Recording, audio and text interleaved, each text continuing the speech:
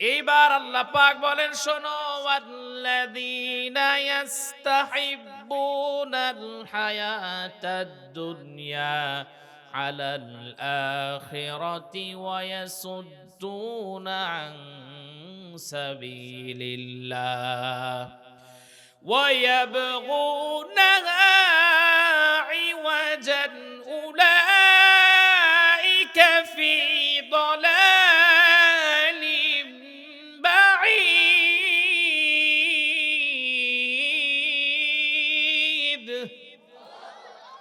আল্লাহ পাক বলেন শোনো, যারা সীমালঙ্ঘন করে এই দুনিয়ার জীবনকে যারা গ্রহণ করতে চায়, আখিরাতের তুলনায় এই দুনিয়ার জীবনকে যারা প্রাধান্য দেয়, আল্লাহ পাক ডেকে বলেন উলাইকা ফি দালালিম বাঈদ। ওই মানুষগুলো বক্র পথে রয়ে গেছে, ওই মানুষগুলো ভুল পথে রয়ে গেছে। আমার ভাইরা, আমার বন্ধুগণ, এই অবস্থায় যদি বক্র পথে থেকে যদি আমার আপনার মৃত্যু হয়ে যায়, সবাই বলেন আমাদের কি বাঁচার কোনো উপায় আছে নাকি? ভাই, আমার আলোচনা মনোযোগ দিয়ে বুঝতে হবে। আমার কথা বুঝতে পারতেছেন তো? আমি কি অহেতুক কিছু বলতেছি? এটা এমন বাস্তবসম্মত কথা, এর চেয়ে বাস্তবসম্মত কথা আমি দেখি না। মানুষ সন্তানের কারণে সম্পদকে গ্রহণ করে, কিসের হালাল কিসের হারাম দেখে না, শরীয়তের বেড়াকেও ওভার করে যায়। আল্লাহ পাক বলেন যারা হারামটাকে ইনকাম করে সন্তানের কারণে, আল্লাহ পাক বলেন তারা বক্র পথে ভুল পথে রয়ে গেছে। আমার ভাইরা, আমার বন্ধুগণ, এই সকল মানুষের জন্য কোন স্থান অবস্থান করেছে আল্লাহ পাক বলেন ফা ইন্নাল জাহিমা হিয়াল মাওয়া। তার জন্য জাহান্নামটাই তার জন্য আবাসস্থল। আবার ওই মানুষটা, যে মানুষটা এই সীমা লঙ্ঘন না করে বরং আল্লাহর সামনে দাঁড়ানোকে ভয় করে, ওয়া আম্মা মান খাফা মাকামা রাব্বিহি ওয়া নাহান নাফসা আনিল হাওয়া ফাইন্নাল জান্নাতা হিয়াল মাওয়া। সবাই বলে আল্লাহু আকবার। আল্লাহ পাক ডেকে বলেন শোনো, যেই ব্যক্তি আমি আল্লাহর সামনে দাঁড়ানোকে ভয় করে, কিয়ামতের দিন আল্লাহর সামনে আমাদের দাঁড়ানো লাগবে না? সবাই একটু বলেন, দাঁড়ানো লাগবে কি লাগবে না? আল্লাহর সামনে দাঁড়ানো লাগবে। আপনি যাই করেন না কেন, সেই ভিডিওটা আপনাকে দেখানো হবে, তুমি এখানে এই কাজটা করেছিলে। এই ভয়টা যেই মানুষের মধ্যে আছে, আল্লাহ পাক বলেন ফাইনাল জান্নাতা হিয়াল মাওয়া। আমি আল্লাহ পাক ওই মানুষটার জন্য জান্নাতে মাওয়া রেখে দিয়েছি। জোরে কোন সুবহানাল্লাহ। এক অফিসে দুইজন চাকরি করে, একই পোস্টে চাকরি করে, একজনের 10 তলা বিল্ডিং আর একজনের টিনের ঘর, কোন রকম চলতে পারে না। তার মানে বোঝা যায় যে মানুষটা ওই একই পোস্টে থেকে 10 তলা বিল্ডিং করলো, ও হারাম টাকা ইনকাম করেছে, শরীয়তের দেয়ালকে ওভার করে চলে গেছে, সীমা লঙ্ঘন করেছে। আল্লাহর সামনে দাঁড়ানোকে ওই মানুষটা ভয় করে নাই। আর যেই মানুষটা দুনিয়াতে কষ্ট হোক, কিন্তু দুনিয়ার জীবনটা আমার দরকার নাই, আমার দরকার হলো যেদিন আমি আমার রবের সামনে দাঁড়াবো, ওই দিন আমি আমার রবের সামনে দাঁড়ায়া যেন বলতে পারি, রব আমি কোনো হারাম গ্রহণ করি নাই, আমি আপনার সামনে দাঁড়ানোকে ভয় করেছি। এই কথা বলা মাত্রই আল্লাহ পাক আমাকে মাফ করে দিবেন, এই চিন্তা যেই মানুষের মধ্যে আছে, ওই মানুষটাই হলো আল্লাহ পাকের ভাষায় ওই মানুষটা হলো শ্রেষ্ঠ মানুষ। জোরে কোন সুবহানাল্লাহ। আমার ভাইরা, আমার বন্ধুগণ, আমার পরিচিত একজন মানুষ আছে, বাংলাদেশের বড় একটা জায়গা কমিশনে চাকরি করে, অফিসার।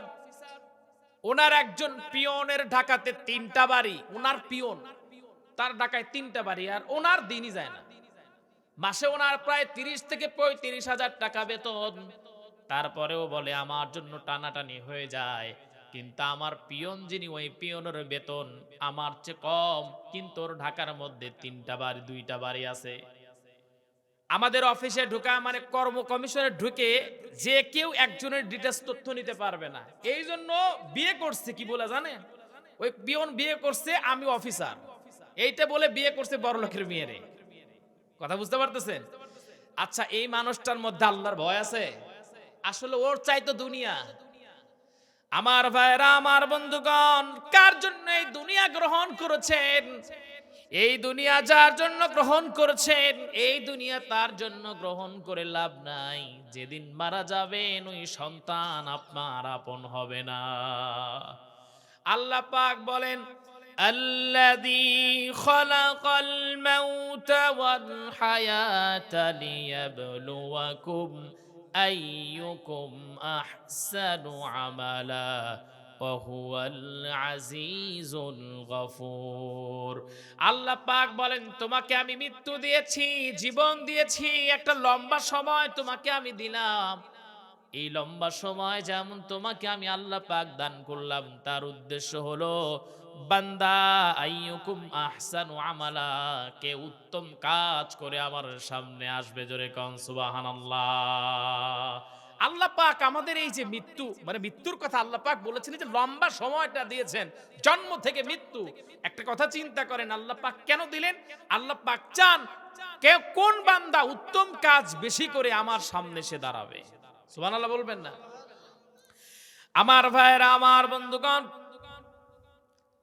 আল্লাহ রাব্বুল আলামিন পবিত্র কালামুল্লাহ শরীফের মধ্যে আরো বান্দাদেরকে ডেকে বলেন, মানুষের মধ্যে কিছু মানুষ আছে যখন তাদেরকে আমি সম্মান দেই তখন তারা মানুষের সামনে বলে বেড়ায়, ফাআম্মাল ইনসানু ইযা মাবতালাহু রাব্বুহু ফাআকরামাহু ওয়া না'আমা।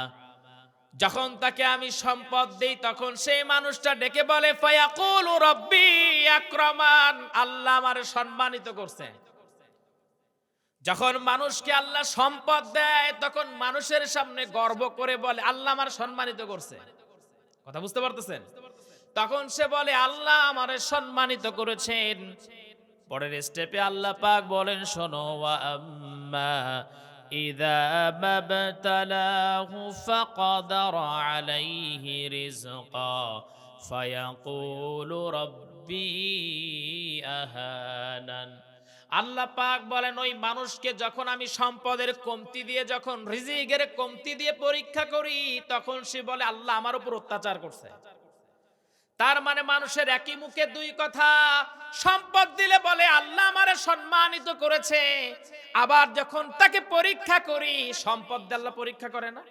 আল্লাহ পাক সম্পদ দিয়ে পরীক্ষা করে, কখনো সম্পদের বৃদ্ধি করে দিয়ে আল্লাহ পরীক্ষা করে, কখনো সম্পদের কমতি দিয়ে আল্লাহ পাক পরীক্ষা করে।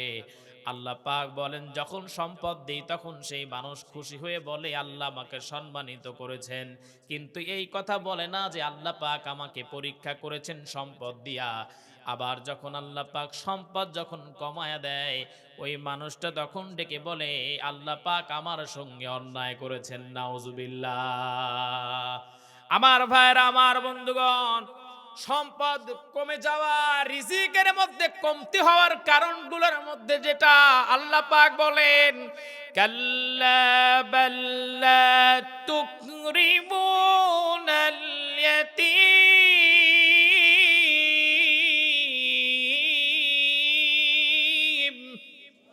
আল্লাহ পাক বলেন, সম্পদ কমে যাওয়া, রিজিক কমে যাওয়ার এক নম্বর কারণ হলো ইতিমদের সম্মান না করা। আমার ভাইরা, আমার বন্ধুগণ, অনেক মানুষ ইতিমকে সম্মান করে না, বরঞ্চ ইতিমের সম্মান, ইতিমের সম্পদগুলো তারা ভক্ষণ করতে চায়। এমন কিছু পিশাচ আছে না নাই? ইতিমদের সম্মান করে না, বেয়াদব বলে, অনেক গালিগালাজ করে। আমার ভাইরা, আমার বন্ধুগণ, মনে রাখবেন, নবীজি সাল্লাল্লাহু আলাইহি ওয়াসাল্লাম ইতিম ছিলেন। নবীজি সাল্লাল্লাহু আলাইহি ওয়াসাল্লাম তিনি বলেন, শোনো, কোন মানুষ যদি কোন ইতিমের মাথার উপরে যদি হাত রেখে যদি তাকে একটু ভালোবাসা দেয়, আল্লাহর নবী বলেন, তোমার হাতের নিচে ওর মাথার যে কয়েকটা চুল পড়বে সেই কয়েকটা নেকি তোমার আমল নামায় আল্লাহ তুলে দিবেন। নবীজি সাল্লাল্লাহু আলাইহি ওয়াসাল্লাম বলেন, কোন ব্যক্তি যদি ইতিমকে ভালোবাসে, মোহাব্বত করে, সম্মান করে, তার সম্পদ যদি তাকে বুঝিয়ে ফিরিয়ে দেয়, আল্লাহর নবী বলেন, দেখো এই দুইটা আঙ্গুল যেমন আমি নবী ঘোষণা করছি জান্নাতের মধ্যে ওই দুই আঙ্গুল যেমন আমি নবী এবং ওই ব্যক্তি জান্নাতের মধ্যে এমন পাশাপাশি অবস্থান করব। সুবহানাল্লাহ। আমার ভাইরা, আমার বন্ধুগণ, এখন আমাদের মধ্যে চলে আসছে আবু জেহেলের খাসলত, নাকি বলেন? আবু জেহেলের খাসলত সূরা মাউনের শানে নজুলের মধ্যে আছে। আবু জেহেলের একটা খাসলত ছিল। আমি কিন্তু আলোচনা ধীরে ধীরে শুরু করতেছি, আমার কথা বুঝতে পারতেছেন? আবু জেহেলের খাসলত ছিল, আবু জেহেল যখন কোন মানুষ যখন মারা যেত, তার পূর্বে আবু জেহেল তার কাছে গমন করত, তার কাছে গিয়ে ডেকে বলতো, ভাই তোমার মাত্র একটা বা দুইটা সন্তান, তোমার এত সম্পদ, তোমার সন্তান, তুমি মারা যাওয়ার পর তোমার এই সম্পদগুলো কে দেখাশোনা করবে? অতএব এই সম্পদগুলো মানুষ নিয়ে নিবে, তোমার সন্তানগুলো নাবালক, অতএব এই সম্পদগুলো তুমি মানুষের মধ্যে অ্যানাউন্স করে দাও, মানুষের মধ্যে ঘোষণা করে দাও এই সম্পদগুলো আমার নামে তুমি দিয়ে গেলা। পরবর্তীতে যখন তোমার সন্তান যখন বড় হবে, তখন আমি আবু জেহেল তোমাকে কথা দিচ্ছি সম্পদগুলো তোমার সন্তানের কাছে আমি ফিরাইয়া দেব। তার অঙ্গীকার, আমি এই অঙ্গীকারবদ্ধ হলাম। ওই মানুষটা তখন চিন্তা করে, ঠিকই তো, আমি এখন মারা যাবার পর কেউ এসে যদি আমার সম্পদগুলো গ্রাস করে নেয়, তাহলে তো বাঁচার কোনো উপায় থাকবে না আমার সন্তানদের। এই চিন্তা করে তখন সে আবু জেহেলের উপরও তার সম্পদগুলো ন্যস্ত করে যায়। আর আবু জেহেল এই সম্পদগুলো গ্রহণ করার পর ওই ইতিমের সম্পদ যখন, ইতিমটা যখন বালেগ যখন হয়ে যায়, তখন আবু জেহেল তখন সেই সন্তানগুলোকে আর সম্পদ ফিরাইয়া দেয় না। এই খাসলত, মানে এখন এই খাসলত যার মধ্যে রয়ে গেছে, সবাই একটা আওয়াজ দিয়ে বলবেন, এই খাসলত যার মধ্যে রয়ে গেছে, এই খাসলতটা হলো কার খাসলত? বলেন কার খাসলত? আবু জেহেলের খাসলত। তাহলে আবু জেহেলের খাসলত যাদের মধ্যে আছে, ওদের জন্য জান্নাত হালাল না হারাম? হ্যাঁ আমার ভাইরা, আমার বন্ধুগণ, তাহলে কারো সম্পদ গ্রাস করা যাবে? একজন সন্তান বাবা মারা যাওয়ার পূর্বে আবু জেহেল তার কাছে গিয়েছে, সম্পদ গ্রহণ করেছে। ওই সন্তান যখন বালেগ হয়ে গেলেন, তখন আবু জেহেলের কাছে গেলেন। আবু জেহেলের কাছে গিয়ে ডেকে বলছে, আবু জেহেল শোনো, আমার বাবা দুনিয়া থেকে বিদায়ের আগ মুহূর্তেই সম্পদগুলো তোমার নামে করে দিয়েছিলেন। এখন আমি বালেগ হয়েছি, এই সম্পদগুলো আমাকে ফিরাইয়া দাও। সঙ্গে সঙ্গে আবু জেহেল তাকে ঘাড় ধাক্কা দিয়ে যখন ফেলে দিলেন, বের করে দিলেন, ওই সন্তানটা রাস্তার মধ্যে এসে চোখের পানি ফেলে ফেলে কান্না করতেছিলেন। ঠিক এমন মুহূর্তে আল্লাহর নবী মুহাম্মাদুর রাসূলুল্লাহ সাল্লাল্লাহু আলাইহি ওয়াসাল্লাম, ভাইরা শুনেন, এরকম নড়াচড়া করলে হবে না, আসবেই তো না, আপনারা আমার দিকে তাকান। ভাইরা তো আসবে, লোকজন আর আসবে না? আসবে তো। আপনারা আমার দিকে তাকান, শুনেন, আমি যেখানে নামাজ পড়াই, সেখানে 12টার মধ্যে মসজিদে আমি ঢুকতে পারি না। তারপর একটা লোক পিন পতন নীরবতা পালন করে, কেউ কথা বলে না। তার কারণ, আমি যে কথাগুলো বলি, 1 ঘন্টাও যদি কথা বলি, ওই কোনো চিল্লাফিল্লি গান ফান আমি এগুলো বলতেও পারি না। বলি যেগুলো হালাল সম্মত সেগুলো বলি, কোনো অহেতুক কথা বলে আপনাদের এই সুরসুরি দেওয়া কথা আমি বলতে পারি না। কথা বুঝতে পারতেছেন? আমি কোরআন থেকে কথা বলি, অহেতুক কথা বলি না। অতএব যতটুকু সময় কথা বলি একটু মনোযোগ দিয়ে শুনতে পারবেন না? আমার ভাইয়েরা, আমার বন্ধুগণ, নবীজি সাল্লাল্লাহু আলাইহি ওয়াসাল্লাম এবার সন্তানকে ডেকে বললেন, শোনো, তুমি কেন কান্না করেছো? সন্তানটা চোখের পানি ছেড়ে দিলেন আর দিয়ে বলছেন, আল্লাহর হাবিব আপনি নিজে এতিম ছিলেন। আল্লাহর নবী চোখের পানি সঙ্গে সঙ্গে ফেলে দিলেন। ডেকে বলছেন, সন্তান তুমি ঠিকই বলেছো, আমি দুনিয়ার ইতিম ছিলাম। আল্লাহ পাক এমন ইতিম আমাকে বানিয়েছিলেন, জন্মের পূর্বেই আমার বাবা দুনিয়া থেকে বিদায় হয়ে যায়। জন্মগ্রহণের পর আমার মা মারা যায়। আমার চেয়ে বড় ইতিম দুনিয়াতে আর কে আছে? কোন ইতিম যেন দুনিয়াতে যেন এসে বলতে না পারে, আল্লাহ আমার উপর অবিচার করেছে, অত্যাচার করেছে, আমার মা নাই, আমার বাবা নাই। এই জন্য আল্লাহ পাক তার প্রিয় হাবিবকে ইতিম করে দুনিয়াতে পাঠালেন, যেন কোনো ইতিম আল্লাহর নবীর উপরে, আল্লাহর উপরে দোষারোপ করতে না পারে। নবীজি সাল্লাল্লাহু আলাইহি ওয়াসাল্লাম ডেকে বললেন, সন্তান কেন কান্না করো? ছেলেটা ডেকে বলছেন, নবীজি, আবু জেহেল আমার বাবাকে মৃত্যুর আগ মুহূর্তে কথা দিয়েছিল এই সম্পদগুলো সাময়িকভাবে সে গ্রহণ করবে, আমার দেখাশোনা করবে, আমি যখন বড় হয়ে যাব এই সম্পদগুলো আবু জেহেল আমার কাছে হস্তান্তর করবে। কিন্তু আবু জেহেল সেই কাজটা করে না, বরঞ্চ আমাকে অসম্মান করেছে, ধাক্কা দিয়ে বের করে দিয়েছে। নবীজি সাল্লাল্লাহু আলাইহি ওয়াসাল্লাম যখন আবু জেহেলের কাছে যখন সন্তানকে নিয়ে গেলেন, আবু জেহেল ডেকে বলল, না, ওর সম্পদ আমি নেই নাই, ওর বাবার কাছ থেকে কোনো সম্পদ আমি তাকে ফিরাইয়া দিতে পারবো না। নবীজি মন খারাপ করে যখন রওনা দিয়ে দিলেন, আল্লাহ পাক সঙ্গে সঙ্গে আয়াত নাজিল করলেন, সূরা মাউন নাজিল করলেন। সবাই একটু ঠোঁট মিলিয়ে বলেন, আরাআইতাল্লাযী ইউকাযযিবু বিদ্দীন ফাযালিকাল্লাযী ইয়াদউল ইয়াতীম। 2 নম্বর আয়াতের মধ্যে আল্লাহ পাক বলছেন, নবী, তারা হলো এমন একজন ব্যক্তি যারা ইতিমদেরকে যারা দূর দূর করে তাড়ায়া দেয়। তার মানে এই খাসলতটা আবু জেহেলের, আর এই জন্য আল্লাহ পাক আয়াতটা নাজিল করেছেন। এখনো অনেক চাচা আছে, ভাইটা মরে গেছে, ভাতিজা ছোট মানুষ, আস্তে করে ওই ভাইয়ের সম্পদগুলো লিখে নিয়েছে। এমন কিছু জানোয়ার আছে না নাই? আছে না নাই? সমাজে আছে না নাই? আছে।